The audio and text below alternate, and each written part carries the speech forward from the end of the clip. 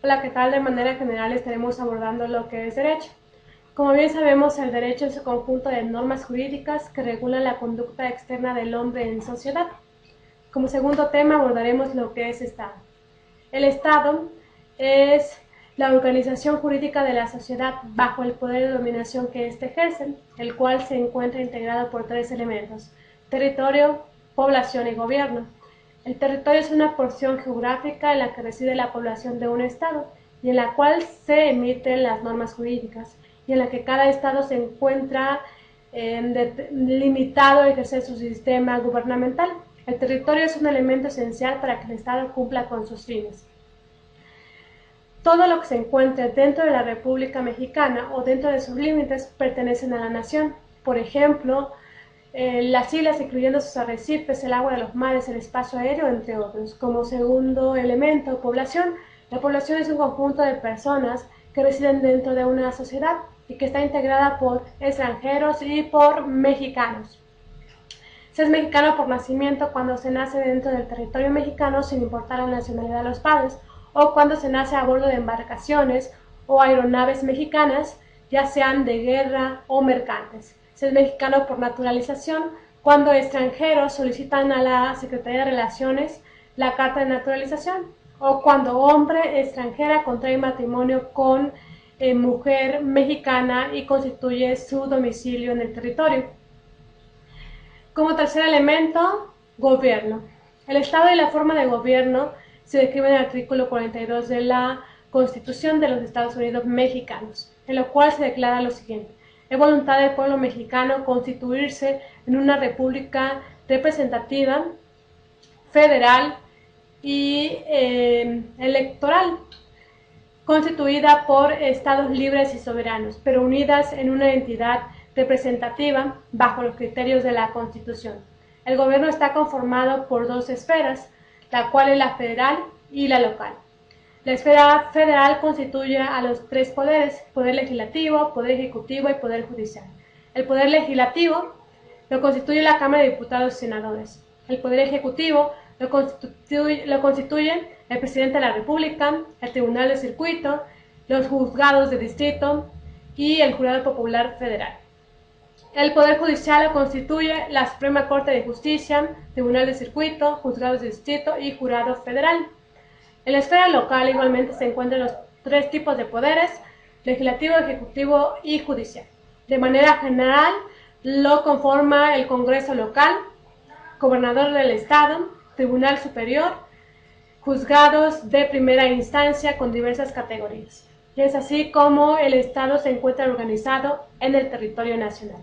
Como segundo tema abordaremos lo que es norma. La norma es una regla de comportamiento que puede ser obligatoria o no, la cual describe lo que debe realizarse. Regula acciones o omisiones circunstanciales que pueden suceder o no suceder, por lo que hay normas morales, normas religiosas, normas sociales y normas jurídicas. Las normas morales tienen como objeto encaminar al hombre a hacer el bien en vez de hacer el mal. Estas normas las encontramos en los tratados de la moral. Las normas religiosas son enmendadas por la divinidad, regulan la conducta del hombre y establecen el para con bien con Dios, para con los demás, para con uno mismo. Estas normas las encontramos en los libros de la religión pertinente. Las normas sociales tienen como objeto establecer directamente la sana convivencia en la sociedad, pues ayudan a limar perezas o a evitar acciones bochornosas, ya que tienen más que ver con la forma de vestir, la cortesía, entre otros. La norma jurídica regula la conducta externa para con los demás. Esta norma, en caso de no ser constituida o ser llevada a cabo, al individuo se le obliga a cumplirla, haciendo uso del Estado, haciendo uso de la fuerza del Estado. Y bueno, las normas se clasifican en norma unilateralidad, en bilateralidad, interioridad, exterioridad, incoercibilidad, coercibilidad, autonomía y heteronomía. Y es de esta forma como se engloban la normatividad en México. Pasaremos a lo que es el tercer tema, el cual corresponde a las ramas del derecho. las cuales está clasificada en teoría bipartita y teoría tripartita. La teoría bipartita es una clasificación muy antigua que en nuestro tiempo ha sido seriamente objetada. La teoría bipartita está clasificada en derecho público y derecho privado.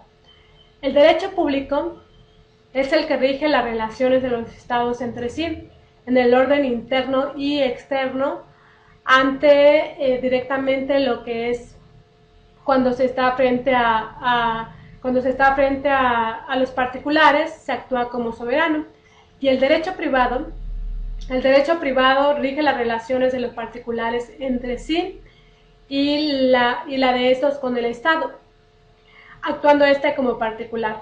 Al derecho público lo conforma el derecho constitucional, el derecho administrativo, el derecho procesal, el derecho penal, el derecho internacional público. Y al derecho privado lo conforma el derecho civil, el derecho mercantil. La segunda teoría es la teoría tripartita, la cual conforma una rama más, que es el derecho social. El derecho social regula las relaciones entre particulares y grupos sociales, y de estos grupos sociales entre sí, y de estos con el Estado. El derecho social lo conforman derecho laboral y derecho agrario. De manera general se engloban las ramas del derecho. El cuarto tema es la clasificación del derecho: objetivo, subjetivo, positivo y vigente.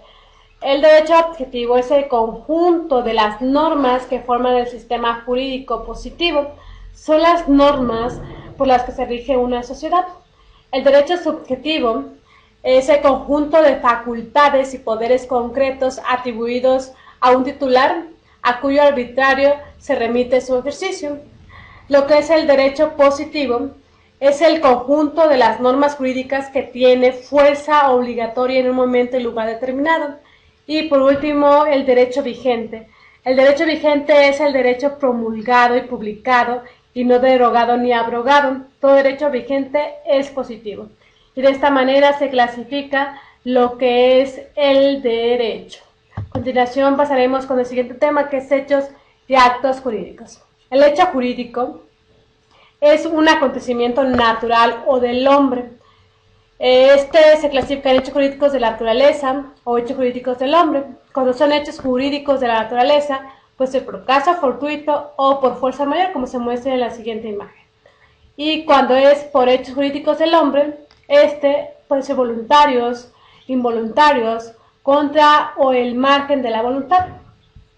Un acto jurídico es una manifestación de la voluntad de dos o más personas que se hace en la intención de producir consecuencias.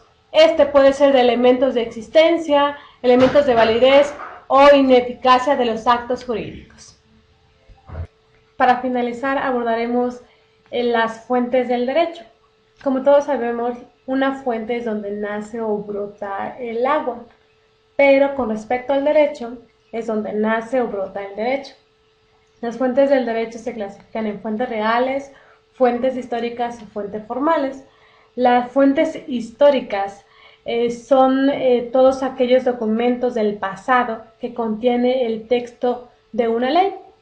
Las fuentes reales son todos aquellos elementos que determinan el contenido de las normas jurídicas, son las razones por las cuales se escriben las normas jurídicas. Y las fuentes formales. Las fuentes formales son los procesos de creación de la norma jurídica, es decir, los hechos que dan a una norma el carácter de derecho. Y se clasifican en legislación, costumbre, jurisprudencia, doctrina, tratados internacionales y principios generales del derecho. Y bueno, dentro de la legislación podemos encontrar que se describe por la discusión. Por ejemplo, la discusión es prácticamente el acto de las cámaras que consiste en examinar un proyecto o iniciativa de ley. Posteriormente, comprende también lo que es la aprobación. La aprobación consiste en dar de las cámaras su consentimiento, conformidad o una iniciativa de ley. Posteriormente, la sanción. La sanción es el acto por el medio del cual el presidente de la República manifiesta bajo su firma su conformidad con su iniciativa de ley o con la iniciativa de ley. Posteriormente también comprende lo que es la publicación de esta.